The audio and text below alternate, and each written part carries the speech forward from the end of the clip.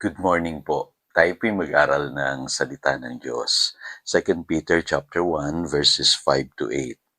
Dahil dito sikapin ninyong idagdag sa inyong pananampalataya ang kabutihan. Sa inyong kabutihan ang kaalaman. Sa inyong kaalaman ang pagpipigil sa sarili. Sa inyong pagpipigil sa sarili ang katatagan. Sa inyong katatagan ang pagiging makadiyos. Sa inyong pagiging makadiyos ang pagmamalasakit sa kapatid.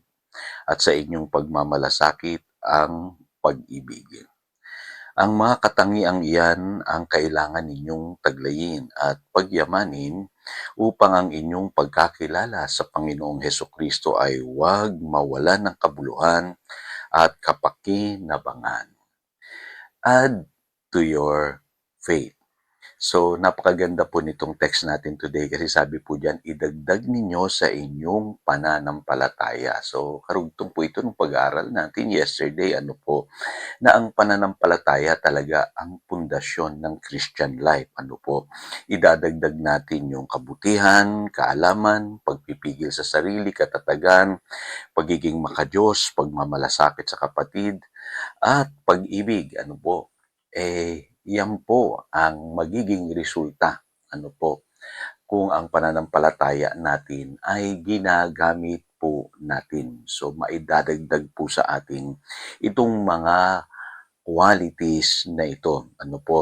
At ang linaw-linaw, sinasabi po sa verse 8, ang katangiang yan ay kailangan ninyong taglayin at pagyamanin. So malinaw po, no? Kailangan taglayin at pagyamanin natin. So hindi siya automatic na meron na po tayo kaagad po. Kaya totoo po yung sinasabi sa Colossians chapter 2, verse 7, yung text natin, sa simula pa lamang ng pag-aaral natin nitong linggong ito. Sabi po kasi sa Amplified Bible, ang sabi diyan, being continually built up in Him, becoming increasingly more confirmed. So, ganun po ang Christian life. Kailangan po nag-i-increase tayo.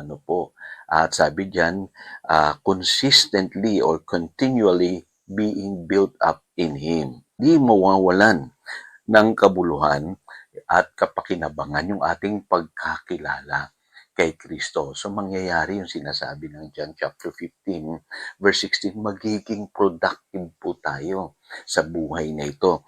Spirit, soul, and body. Gandang katotohanan nun. Mga kapatid, kasi gusto ng Lord pala maging effective tayo. Maging productive tayo sa buhay na ito. At alam niyo po, sa buhay na ito, may mga bagay tayong tinanggap ng libre. Yung hindi natin kailangan pagtrabahuan.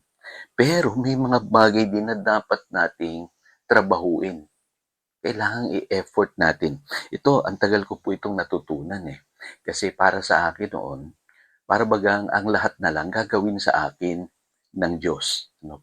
At palaasa po ako sa ibang tao. At minsan, nauuwi doon sa pagtitiwala sa iba yung aking pong pananampalataya. Kaya napansin ko, parang ang tagal mag-improve ng aking Christian life.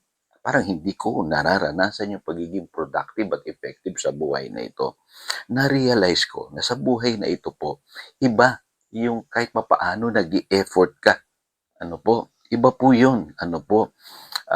Sa lahat ng iyong ginagawa, for instance, sa ating pong Christian life, iba yung taong consistent na nagpe-pray, nagbabasa ng Biblia, uma-attend sa mga fellowship, sa Bible study. Iba po yun kaysa dun sa mga taong hindi nag-i-effort.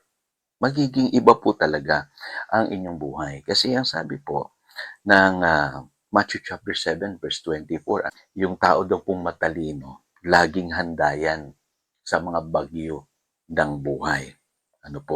Kasi maraming tao, saka na lang nagsisikap. Pag may problema na. Samantalang pwede namang kahit wala kang problema, nagsisikap ka na, naghahanda ka na. Kaya iba po yung mga tao na nag-i-effort talaga, naghahanda sa buhay, nagsisikap sa buhay. Kaya ako po'y naniniwala na yung pagiging maakap at pagiging masikap. Mahalaga pong quality yan sa buhay po ng isang Kristiyano. Kasi ang sabi po sa James chapter 1 verse 25, yung taong nagpapatuloy sa pagsunod ang siyang pagpapalain ng Diyos sa lahat ng kanyang gawain.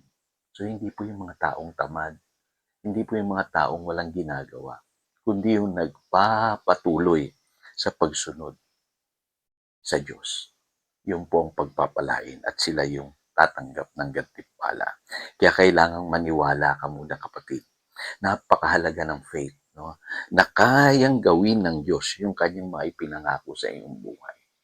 Yun ang iyong pundasyon. So maniwala ka na magbabago ka. Maniwala ka na maaalis yung iyong mga bad habits, masasamang pag-uugali. Ano po? At sabi nga cooperate with God. Ikilos mo kung ano yung pinaniniwalaan mo. Ako nung araw, ako po'y maraming bisyo. At yung aking pong pananalita, hindi maganda. Magaling po akong magmura. Ano po, o makasakit ng damdamin ng ibang tao.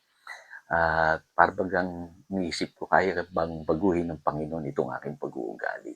Pero nung naniwala po ako sa sinasabi ng salita ng Diyos at ikinilos ko kung ano yung pinapaniwalaan ko, nawala po sa akin yung mga bad habits na yun. Praise God. So, mahalaga po, no, sa Christian life yung araw-araw lumalago po tayo. Yung po ang sikreto, ano po, yung naghahanda tayo bago pa dumating yung mga pagtukso at pagsubok ng buhay na ito. At ang sabi ng Biblia, yung tao daw pong maagap, masikap, ano po, ibig sabihin, preparado, sabi sa Matthew chapter 7 verse 24. Yan yung taong matalino.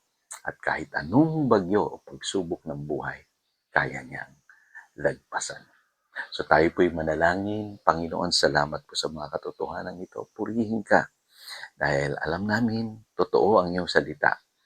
Ang pundasyon ng lahat ay ang pananampalataya, pero kailangan din po sa buhay na ito, ipamuhay namin ang pananampalataya. Ikilos namin, maniwala kami na kaya mo kaming baguhin. Salamat po. Yan ang aming panalangin. In Jesus' name we pray. Amen and amen. Again, ito si Pastor Jojo, nagpapaalala upang daluyan tayo ng pagpapala, manatili tayo sa kanyang salita. Good morning.